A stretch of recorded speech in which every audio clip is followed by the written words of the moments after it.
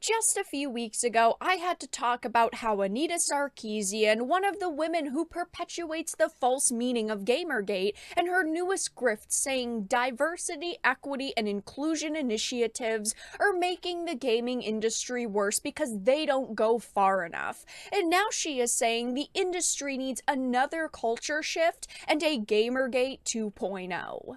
I have a few different things to show off, but before we get into the topic, if you enjoy the content that I create, please make sure to subscribe to the channel and hit the notification bell. Follow me on social media like Twitter or mine so that you can see when my content is posted. And of course, if you do really enjoy the videos and the live streams that I create, please consider becoming a Dark Titan via Patreon or a supporter via YouTube memberships.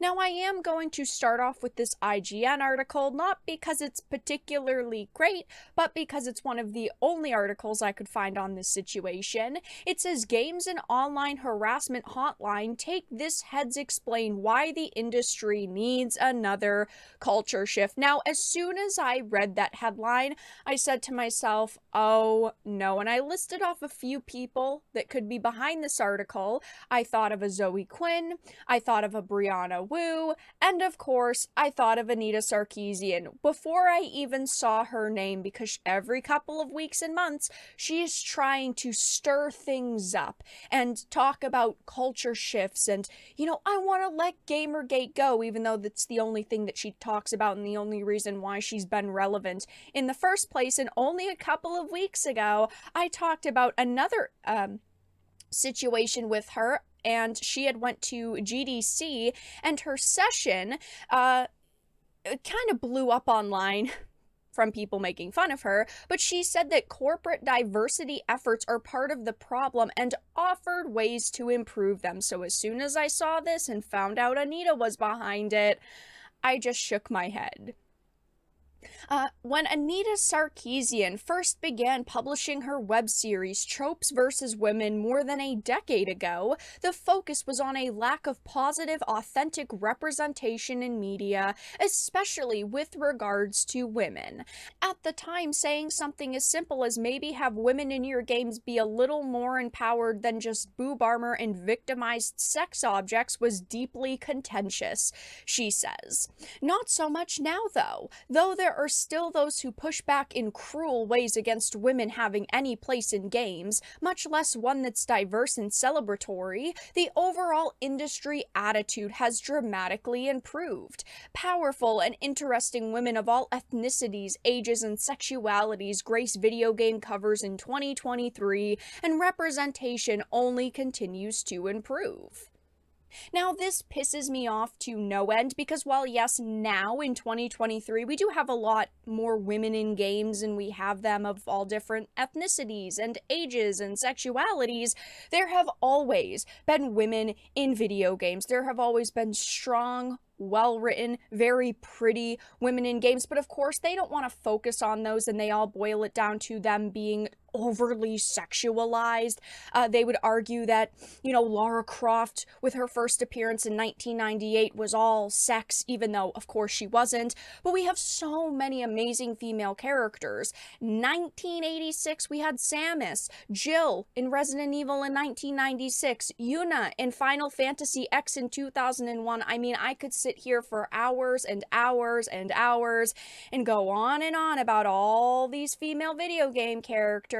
But of course, the angle here is that there's only been positive change recently, and Anita Sarkeesian was the reason why. At this point, we can see the change. We can see the actual shift in 10 years of what's happened in games based on the work of activists during this time period. At least they're fully admitting that they're just activists, that they don't actually care about the video game industry, because they never did, they never will, and they're finally just admitting it, that they only push themselves into the video game industry to make change. This is why you should never listen to people like this or trust people like this. I mean, Anita Sarkeesian is a freaky feminist and a DEI specialist. We are no longer able to just ignore people like Anita and hope that they're going to go away, because they're not. So we must respond and refute their claims, or else their lies, which are meant to destroy and manipulate the industry, which have clearly been heard, will continue the industry down this destructive path. It's why I call out articles like this. It's why I try to talk about people like Anita, because if we just ignore them, it's not like they're gonna go away.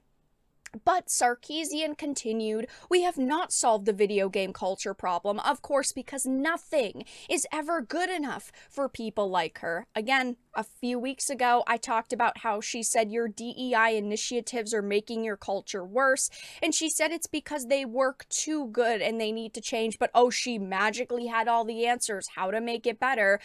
If you give them an inch, they will take a mile. No matter what video game companies and developers do, and no matter what they fix, or at least what these people believe should be fixed, these individuals will just find something else to complain about and something else to target. You are never going to win with them. It says the burden of culture change. These women tell me they've spent the last several years working with and within studios doing research, interviewing DEI managers, stakeholders, and developers, and they've observed a sea change in the overall industry mood around work culture. They are full on admitting in this article that yes, people like Anita are talking to developers and companies, and they are trying to make changes they feel are good and appropriate within these companies themselves. This is why I talk about situations like this, because Anita is talking about culture change and how there has to be a big shift.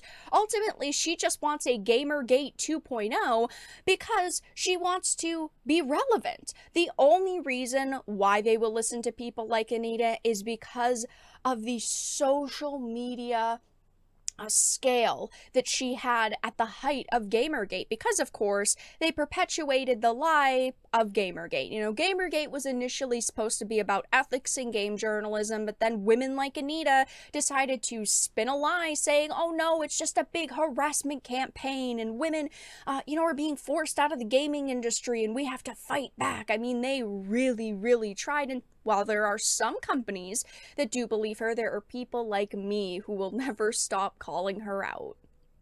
She wants a Gamergate 2.0 because it's the only way that she's going to stay relevant. Every couple of weeks, Anita has to make a tweet about Gamergate or about the industry, and in this case, the burden of culture change, because if she just went silent for a year, she'd come back and nobody would remember who she is unless they were laughing at her.